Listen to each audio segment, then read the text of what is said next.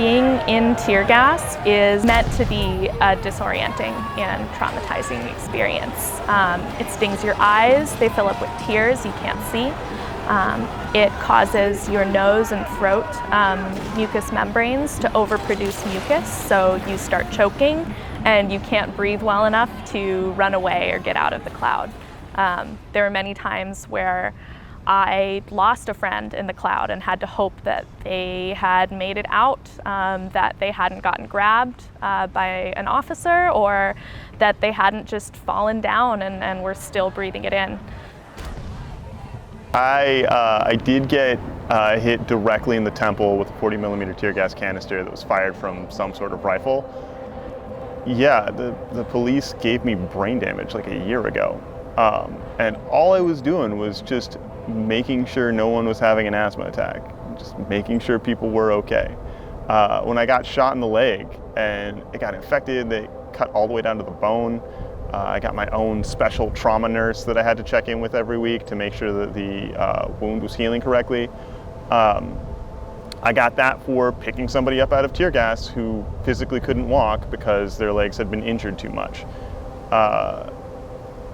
It's just getting assaulted on a regular basis for not doing anything except making sure people are safe and, you know, trying to convince them to go home because they're injured. There was a night that I was exposed to something that I don't think I'd ever been hit with at that point, and what I now believe to be HC gas. I had a full respirator, a ski mask with duct tape around the edges, everything that had been keeping me relatively safe through other exposures. But this blew through my cartridges in 5 or 10 minutes. It just burned all the way down into my throat and lungs. When you're exposed to tear gas, more than just a little bit, you kind of get a hangover the next day, maybe the next couple of days, and you learn to work through it. You drink your electrolytes, and you don't really think about what the long-term impacts are going to be. But with what, again, I'm assuming was HC gas, after my filters blew, I was dizzy and dry heaving and disoriented for 72 hours. I could barely make it down the stairs in my apartment. I had no appetite, dry mouth. I couldn't really eat. I could barely drink water. On the third day, it finally started to clear up to the point where I could do fluids again and have more than a little bit to eat. But for several months after that, I was losing hair, got short of breath, doing pretty basic activity, and about once a week the mucous membrane in my throat would swell up like I was starting to get a cold.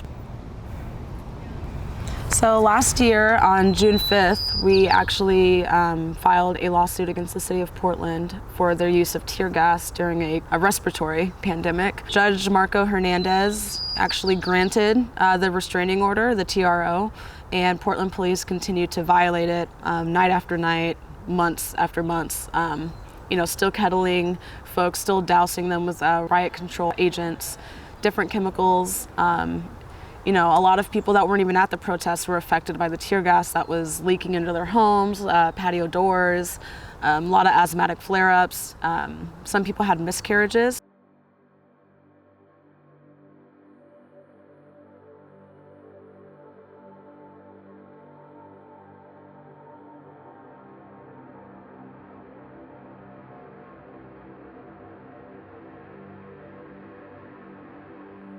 The tear gas that is part of the militarization of the police, there are various kinds of gases, noxious gases, that they use that are basically poison.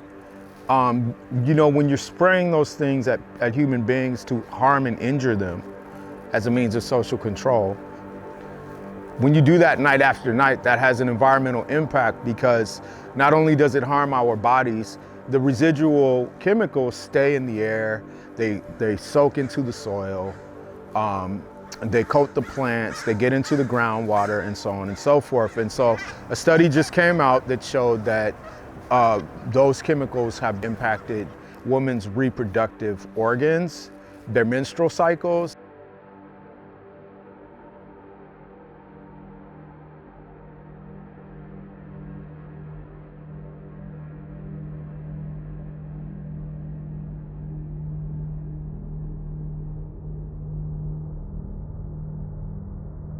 it's always ironic when you look at the right wing and all their talk about being pro-life, but then at the same time they're very pro-war and they're very anti-life. They don't give a fuck about our bodies and who they target. And they'll do something in the moment that will have lasting impact. You know, the impact of what they do to try to get people to behave the way they want, to force us to behave on one night, could have impact that lasts decades or hundreds of years, you know? We have no idea what this has done to the health of the Willamette River, which, you know, most of the water that winds up at the foot of the courthouse, at the foot of the Justice Center, that's draining into the river, which is important habitat for all sorts of critters.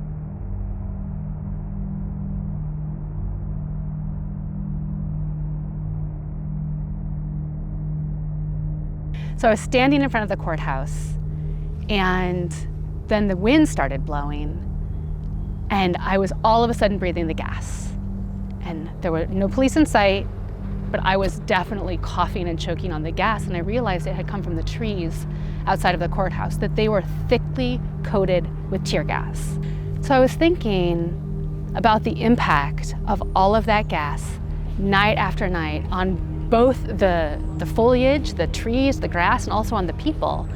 And somehow that connected with the side of my brain that's an environmental attorney, knows about the National Environmental Policy Act, which requires the federal government to analyze and make the analysis open for public comment before they undertake a major federal action that significantly impacts the human environment. And I was like, wow, they have tear gassed us night after night after night. That is a major federal action. And clearly it's having a significant impact on the human environment. I wonder if they've done any environmental analysis. So I started digging around, and it was pretty clear that they hadn't. And I started floating the idea to other environmental attorneys I know who know this law, which we call NEPA. They're like, wow, that's a kind of crazy idea. So we started casting about, asking other people if they wanted to join in, and then invited the ACLU to be involved. And to my knowledge, this might be one of the first times that the ACLU has brought an environmental lawsuit in court for human health issues and environmental health issues. Some people have said, well, since the Trump administration isn't there gassing people every night anymore, is this case moot? Is the problem gone? But the Biden administration still is.